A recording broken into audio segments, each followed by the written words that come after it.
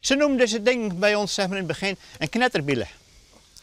Zie je, het knettert en het doet natuurlijk en je haakt er zout mee. Dus dit is eigenlijk een knetterbielen.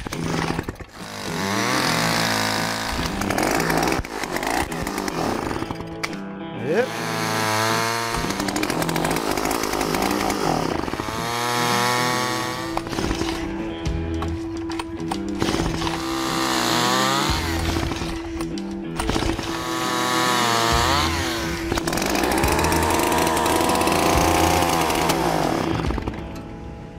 Nou, je hebt het wel jertje, hè?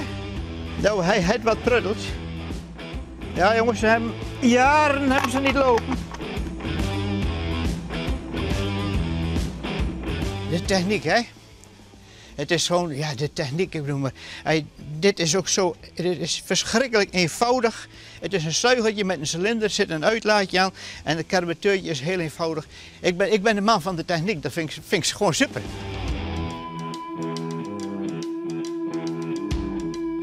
Nou, ik heb er 100 heb ik er zo'n beetje, zeg maar. Ja, dan moet het even maar gaan, want je zegt, ik ben geen sammler. Nee, ik ben geen sammler. Nee, ik ben een bewaarder. Oh. Ja, het komt en ik heb mijn hele leven heb ik dus in de tuin- en parkmachines gezeten. En op een gegeven moment dan krijg je eens een keer een oude machine en zeggen, oh, dat is leuk om die te bewaren.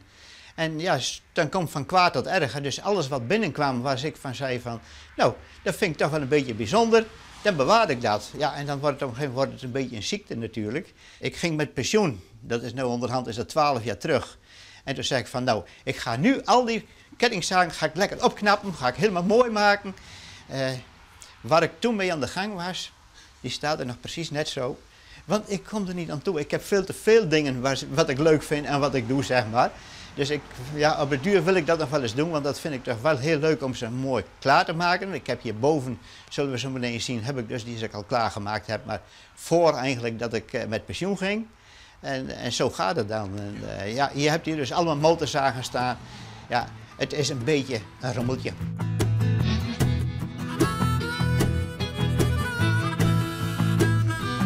En de andere hobby is dan foto te stellen? Hobby, maar is dat ik in sammeling? Ja. Dat is wel sammeling? Ja, foto's stellen, die sammel ik. Oh, dat wel? Ja, ik had als hobby fotografie en ik liep over zo'n zomerbraderie en daar stonden 2 oude fototoestelletjes. Ik denk, oh, dat is wel leuk. Dus ik kocht die 2 oude fototoestelletjes. Maar ja, toen was het hek van de dam. Ja, en dat vind ik ook ja, dat is ook weer prachtig om dat te doen. Stuur de vrouw nog wel eens? Ja, maar die heeft haar eigen hobby's wel, hè? Ja, nee, dat is helemaal goed. Ja? En dan denkt ze, daar heb ik ook geen last van hem. Nou, had jouw man nogal hobby's, sammelings, maar je net zeggen, want hij bewaart het. Ja. Wat vind je ervan? Nou, ik vind het wel eens best lastig, want ik vind het wel eens een troep. Ja?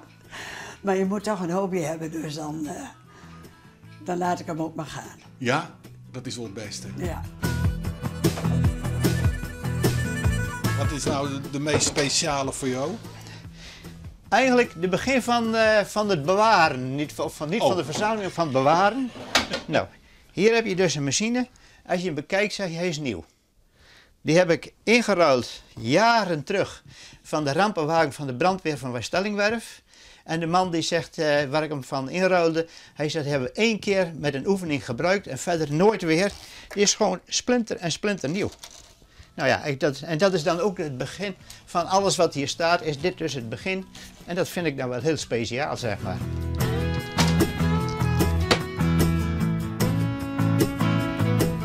Maar je nou, ik familie die dit leuk vindt, Ben die dit mooi vinden, want ja, er komt natuurlijk een tier dat jou er net bij binnen. Hè? En wat dan? Ja, dan zijn ze pa het heel veel rotzooi verzameld. En dan kunnen wij allemaal opruimen. Zo gaat het dan, ja. Ja, hè? Ja. Maar ze hebben net het virus. Nou, nee, dat virus niet. De zoon die vindt het wel leuk, dus ik denk dat de zoon zich daar wel over ontfermt. Maar ik heb dan ook die oude fototoestellen. Nou ja, ik bedoel, maar dat is, zeggen ze, gooi maar in de kliko die rommel. Dat hoeven wij niet. Maar ik heb dat allemaal wel gerubriceerd. Elk fotostel wat ik ingeruild heb, heeft een nummer. Staat in een lijst. Staat dus bij wat ongeveer waard is. Dus ik bedoel, maar dan weten ze ook een beetje van, nou, goh, wat is het waard? Dat je het niet zomaar weg hoeft te gooien, zeg maar.